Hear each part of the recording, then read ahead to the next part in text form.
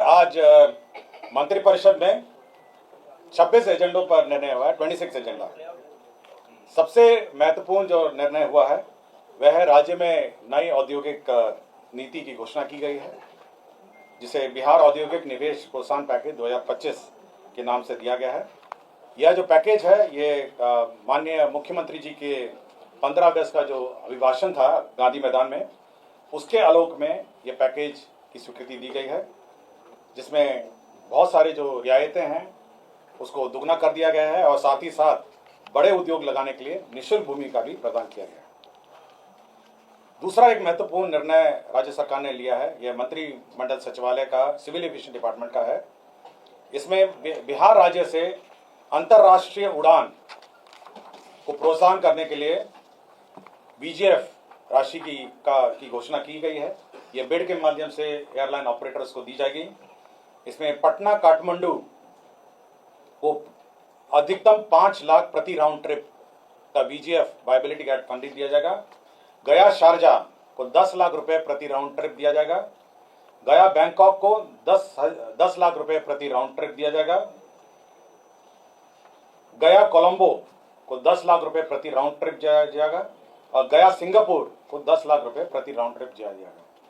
यह इसीलिए ये जो वायबिलिटी गैप फंडिंग है यह इसलिए दिया जा रहा है ताकि एयरलाइन ऑपरेटर्स को बिहार से जो इंटरनेशनल उड़ान ले जाना होगा या संचालन करना होगा, उनकी जो वायबिलिटी है वो ऑप्शन रहे और साथ ही साथ और भी एयरलाइन इस प्रोत्साहन के बाद इस राज्य से इंटरनेशनल विमान उड़ सकेंगे।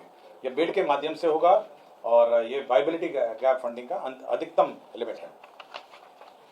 समाज कल्याण विभाग एक प्रस्ताव था जिसमें राज्य के दिव्यांग व्यक्तियों के लिए एक नई योजना घोषित की गई है।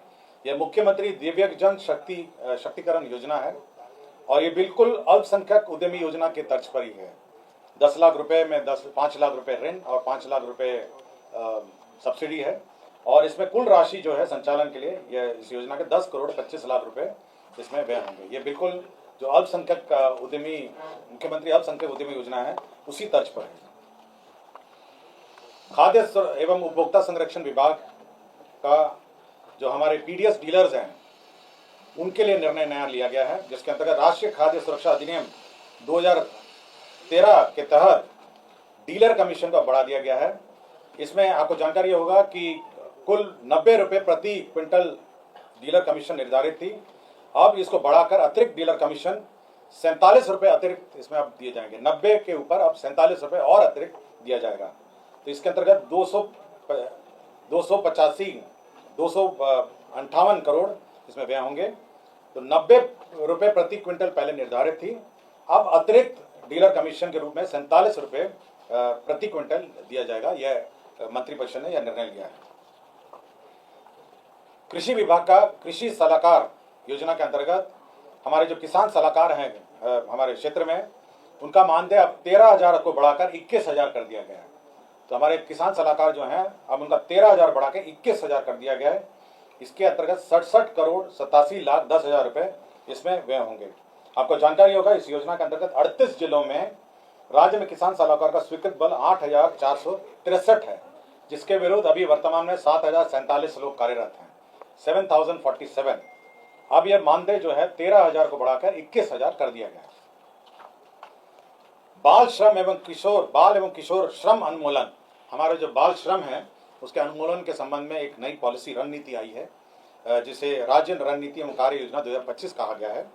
इसमें जो हमारे बाल श्रम है उनका पुनर्वास और किस प्रकार बाल श्रम को हम लोग अवॉइड कर सकते हैं, किस प्रकार इस पर रोकथाम कर सकते हैं, शिक्षा में, स्वास्थ्य में और विभिन्न विभागों में जो कार्यरत योजना है उसका एकीकरण करके कैसे हमारे बाल श्रम उन्मूलन अभियान को चलाया जाए, इसके संबंध में एक विस्तृत नीति राज्य सरकार ने स्वीकृत की है। जल संसाधन विभाग द्वारा पटना मुख्य नहर के बाएं से सोन सुरक्षा तटबंध पर बैदराबाद एवं राष्ट्रीय राजमार्ग 139 से पालीगंज वितरणी के शीर्ष नियामक तक एवं पालीगंज वितरणी के सेवा पथ पर पालीगंज शीर्ष नियामक के कोरियम मोड़ तक कालीकृत सड़क का निर्माण किया जाएगा। इसके अंतर्गत 100 करोड़ रुपए की प्रशासनिक स्वीकृति दी गई है। पथ निर्माण बेनीपुर अंतर्गत कुशेश्वर स्थान NH56 से फुलतोड़ा घाट पथ 00 से 20.80 किलोमीटर लंबाई पथ का प्रशासनिक स्वीकृति दी गई है। इसके अंतर्गत कुल पुनरीक्षित जो प्रशासनिक स्वीकृति है अब यह 381 करोड़ 22 लाख रुपए होगी। विभिन्न औद्योगिक क्षेत्र का निर्माण के लिए भूमि का अधिग्रहण किया जा रहा है। जैसे कि आपको उद्योग के ब्रीफिंग में कहा गया, बिहार में औद्योगिक क्षेत्र के विस्तार हेतु भोजपुर आरा जिला अंतर्गत अंचल तरारी में औद्योगिक क्षेत्र निर्माण किया जाएगा। इसके अंतर्गत 249 एकड़ भूमि अधिग्रहित की जाएगी और इसके अंतर्गत 52 करोड़ 62 लाख 22,910 रुपए व्यय होंगे। शेखपुरा जिला अंतर्गत उद्योग क्षेत्र स्थापित होगा। यह शेखपुरा जिला अंतर्गत अंचल चेवड़ा मौजा हंसापुर में औद्योगिक क्षेत्र का स्थापना होगा और इसके अंतर्गत कुल भूमि 250 एकड़ अधिग्रहित होगी और रुपए 42 करोड़ 16 लाख 30,233 रुपए इसमें व्यय होंगे। शिवर जिला अंतर्गत भी अब औद्योगिक क्षेत्र का निर्माण किया जाएगा। इसके अंतर्गत 270 एकड़ भूमि इसमें अधिग्रहित होगी और 1 करोड़ 5 करोड़ 27 लाख 12,000 रुपए इसमें व्यय होंगे। दरभंगा जिले अंतर्गत भी ये औद्योगिक क्षेत्र का निर्माण किया जाएगा, जिसके अंतर्गत 385 एकड़ भूमि आधारभूत संरचना विकास प्राधिकार के माध्यम से अधिग्रहित होगा। इसमें 3 अरब 76 करोड़ 7 लाख 79,329 करोड़ व्यय होंगे। पटना पूर्णिया एक्सप्रेस वे के समीप पूर्णिया जिला अंतर्गत अंचल के नगर के मौजा बिठनौली में ये औद्योगिक क्षेत्र निर्माण किया जाएगा।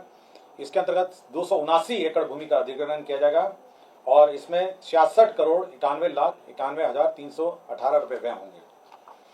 आपको जानकारी दी गई थी कि पटना जिला अंतर्गत अंचल फतुहा में मल्टी मॉडल लॉजिस्टिक पार्क परियोजना के सटे भूभाग में गिफ्ट समान औद्योगिक गिफ्ट जो सिटी आप सुनते होंगे उसके समान रूप से एक औद्योगिक परियोजना के अधीन फिनटेक सिटी विकसित किया जाएगा। ये मौजा जैतिया में होगा और इसके अंतर्गत 408 करोड़ 81 लाख 3,500 रुपए इसमें व्यय होंगे।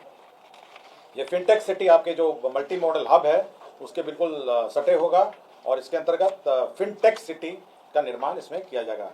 इसमें जिसमें राज्य में वित्तीय सेवाओं नवाचार आधारित उद्यमों उन्नत तकनीक तथा निर्यात उन्मुख उद्योगों को एक ही परिसर में समावेशित कर एक प्रतिस्पर्धा तंत्र तैयार किया जाएगा। तो ये एक बहुत ही हाई एंड फिनटेक सिटी का निर्माण किया जाएगा।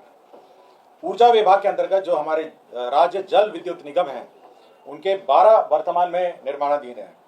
9 परियोजनाओं को अब इसका जो पुनरीक्षित प्राक्कलन किया गया है, जिसमें तेजपुरा, डेहरी, सिफा, बलिदान, परमा, मथौली, राजापुर, अमेठी एवं डेहरी स्केप, ये इनका पुनरीक्षित प्राक्कलन बनाया गया है, जिसमें 166 करोड़ 81 लाख और 3 परियोजनाओं को बंद कर दिया गया है, जिसमें बरबल, रामपुर और नटवार। विधि विभाग का न्याय मंडल समस्तीपुर का अंतर्गत अनुमंडलीय व्यवहार न्यायालय रोसड़ा में 15 कोर्ट भवन, एम्यूनिटी भवन और हाजत भवन का निर्माण किया जाएगा। स्वास्थ्य विभाग में जो महावीर आयुर्वेदिक संस्थान है पावापुरी, हमारा जो मेडिकल कॉलेज है, उसमें जो आर्बिट्रेशन अवार्ड है उसके तहत एक मुश्त 150 करोड़ रुपए का प्रावधान सहित कुल राशि 7 अरब 46 करोड़ 64 लाख का पुनरीक्षित प्राक्कलन, उस परियोजना का पुनरीक्षित प्राक्कलन स्वीकृत किया गया। आपको याद होगा पिछली बार वैशाली जिला अंतर्गत जो स्तूपा है उसके निकट में एक 5 सितारा होटल पीपीपी मॉडल में निर्माण का रिजॉर्ट का प्रस्ताव था, उसमें आंशिक संशोधन किया गया है। अब वो 5 एकड़ भूमि में बनेगा और होटल या रिजॉर्ट का उसमें ऑप्शन है। होटल या रिजॉर्ट है 5 एकड़ की भूमि में, पिछली बार 10 एकड़ का था, उसको घटा के 5 कर दिया गया है। और पिछली बार केवल रिजॉर्ट था, अब ये होटल कम या रिजॉर्ट है। गृह विभाग में ERSS मिर साइट कमांड कंट्रोल सेंटर में 132 पदों का स्वीकृत हुआ है। मौजा बांका जिला अंतर्गत अंचल कटोरिया में यह सिपाही प्रशिक्षण केंद्र के लिए भूमि का स्थानांतरण हुआ है। सारण जिला अंतर्गत अंचल जलालपुर मौजा बंगरा में ये मत्स्य एवं पशु संसाधन विभाग को शिक्षा विभाग की भूमि का स्थानांतरण हुआ है 15.5 एकड़। इसमें डेयरी प्रोजेक्ट प्लांट लगाया जाएगा। पटना जिला अंतर्गत फुलवारी अंचल में मौजा जगनपुरा में मेट्रो रेल कॉरपोरेशन को सशुल्क जमीन का स्थानांतरण हुआ है। और गया जिला अंतर्गत अंचल नगर गया के मौजा दुर्बे में खेल मैदान के लिए खेल विभाग को भूमि का स्थानांतरण हुआ है। राजस्व एवं भूमि सुधार विभाग में जो डेटा एंट्री ऑपरेटर हैं उनको उनकी सेवा प्राप्त करने के लिए CSC e governance services India limited को नामांकन पे यह कार्य दिया गया है। और आनंद अभिषेक, ये सामान्य प्रशासन विभाग है, परीक्षमान असैनिक न्यायाधीश कन्या कोटि, इनको डिस्चार्ज फ्रॉम सर्विस किया गया है। तो कुल 26 एजेंडों पे आज निर्णय हुआ है।